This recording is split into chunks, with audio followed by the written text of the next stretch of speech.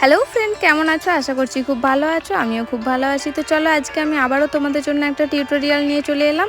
একদম যারা বিগিনার তাদের জন্য আজকের এই টিউটোরিয়ালটা। যারা ভাবছো মেকআপ আর্টিস্টের কোর্স করবে কিংবা মেকআপ আর্টিস্টের কোর্স এই সদ্য করেছো কিন্তু তোমাদের কাছে হেয়ারের নলেজ ক্লিয়ার নয়, আজকের ভিডিওটা তাদের জন্য। অবশ্যই পুরো ভিডিওটা দেখো, স্ক্রিপ্ট করো না, কারণ স্ক্রিপ্ট করলে অনেক কিছুই শিখতে পারবে না।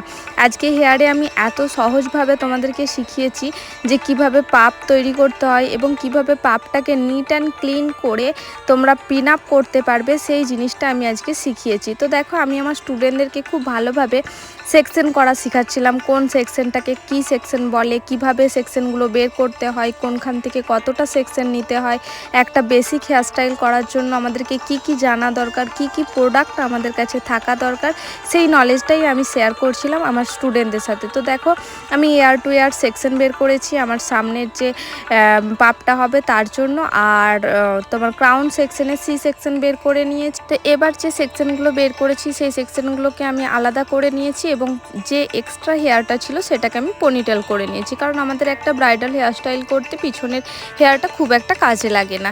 তো এবার দেখো, সি সেকশনের কাজ। সি সেকশনে আমরা যেটা করব, ব্যাক কম করবো, পাপ ক্রিয়েট করব। যে পাপটার উপর আমরা এখন সোলার মুটুককে সেট করে থাকি, ওড়নাকে সেট করে থাকি। এখন সমস্ত ব্রাইডাল হেয়ারস্টাইলে দেখতে পাবে যে ওড়নাটা সেট করা হয় পাফের ওপরে, তাই পাপটাকে খুব মজবুতভাবে বানাতে হবে। আমি সেটাই কিন্তু আমার স্টুডেন্টদেরকে দেখাচ্ছিলাম। আর তোমরাও দেখো কতটা কম কম সেকশন নিচ্ছি এবং সেকশনটাকে খুব নিট অ্যান্ড ক্লিন করে আমি ব্যাক কম করছি এবং সেটাকে হোল্ড করছি। আমি তো একটু স্পিড বাড়িয়েছি, নাহলে এতেই ভিডিওটা অনেকটাই লং হয়ে গেছে, আরও লং হয়ে যেত, তাই আমি স্পিড বাড়িয়েছি। কিন্তু আমি খুব ধৈর্য সহকারে এবং একটু টাইম দিয়ে কিন্তু কাজটা করেছি, যাতে করে পাপটা কি হয় আমার মজবুত হয়। এর ওপর যদি আমি ওড়না দিই বা আমার সোলার মুটুক সেট করি, যেন পাপটা বসে না যায়। তো সেই জিনিসটাই দেখো আমি ওদেরকে বোঝাচ্ছিলাম, হাত দিয়ে চেপে চেপে দেখিয়েও দিচ্ছিলাম যে পাপটা কতটা স্ট্রং বানিয়েছি। এবার আমরা যেটা করব, এই পাপটা তো ক্রিয়েট হয়ে গেল স্ট্রং একটা পাপ, কিন্তু এটাকে আমাদেরকে কি করতে হবে, নিট অ্যান্ড ক্লিন করতে হবে।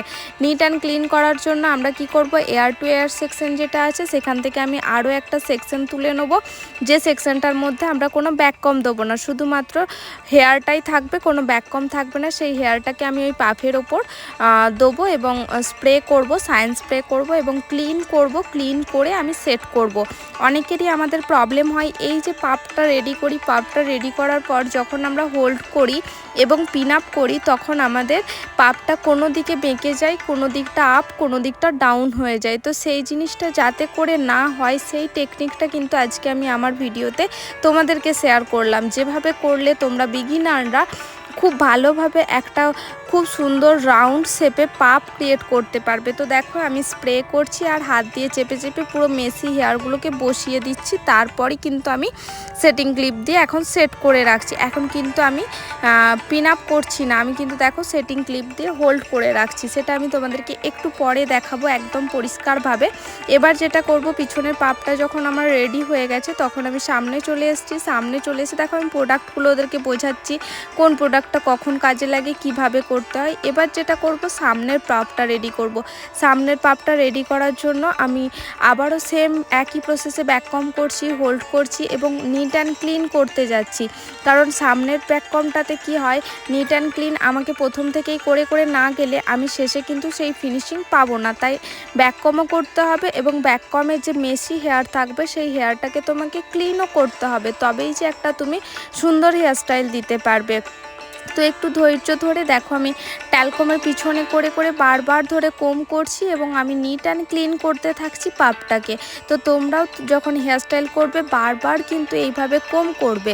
কোম করার পরেই কিন্তু নিট অ্যান্ড ক্লিন, যতক্ষণ না তোমরা পাচ্ছ যে জিনিসটা তুমি চাইছো, ততক্ষণ কিন্তু তোমাকে এই ব্যাক কম করতে হবে আর নিট অ্যান্ড ক্লিন করতে হবে। এই প্রসেসটা তোমাকে কন্টিনিউ করে যেতে হবে যতক্ষণ না তুমি একদম তোমার মনের মতো নিট অ্যান্ড ক্লিন হেয়ারটা পাচ্ছ। তো দেখো, নিট হয়ে গেছে, আমার হেয়ারটা অনেকটাই ক্লিন হয়ে গেছে, কিন্তু আমি এখনও স্যাটিসফাই নই। তাই আমি কি করছি, সাইন স্প্রে করছি অল্প অল্প করে, আর যেটুকু মেশি হেয়ার আছে সেই হেয়ারটাকে আমি কি করছি বাকি হেয়ারের সাথে অ্যাডজাস্ট করছি, বারবার কোম করছি। আর কোমটাও কিন্তু খুব ভেতরে চেপে চেপে নয়, হালকা করে ওপর থেকে চালিয়ে নিতে হবে। তো দেখো এরপর বুঝতে পারবে, সেটিং ক্লিপটা দিয়ে লক করে রেখেছিলাম, লক হয়ে থাকার পরে আমি ওর মধ্যে হার্ড স্প্রে দিয়ে রেখেছিলাম।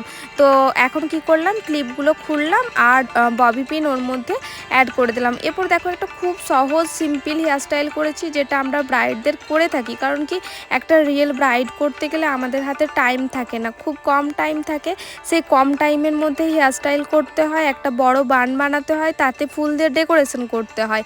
তো সেই কারণে আমি বেশিরভাগ ব্রাইডকে এই ধরনের খোপাগুলো করে থাকি। তোমরা যারা পার্টি ওয়্যার করতে চাইছো, নিজেদের সেলফ মেকআপ করতে চাইছো, তারাও এই হেয়ারস্টাইলটা করতে পারো, খুব ইজি করা যায়, নিজে নিজে করা যায়। তো দেখো আমি টুইস্টিং করে আর সেটাকে পুলিং করে দিচ্ছি, দিয়ে রাউন্ড করে আমি খোপার মধ্যে জড়িয়ে দিচ্ছি। এইভাবে কিন্তু আমি আমার হেয়ারস্টাইলটাকে কমপ্লিট করছি। এতে কি হয়, একটা মেসি হেয়ার বানও তৈরি হয়ে যায়, পিছন থেকে দেখতেও সুন্দর লাগে, আর তোমার খুব কম টাইমের মধ্যে হয়ে যায়। কেন কি, রিয়েল ব্রাইডরা টাইম দেয় না, তো কম টাইমে ইজি হেয়ারস্টাইল হচ্ছে এই ধরনের হেয়ারস্টাইল। তো দেখো এরপর আমি যেটা করব, ফুল দিয়ে ডেকোরেশন করে দেবো। তো তোমাদের কাছে যে ফুলটা অ্যাভেলেবেল থাকবে তোমরা সেই ফুলটা দিয়েই ডেকোরেশন করে দিও। আমার কাছে এটা ছিল, আমি এটা দিয়ে করলাম। তো তোমাদের কেমন লাগলো কমেন্ট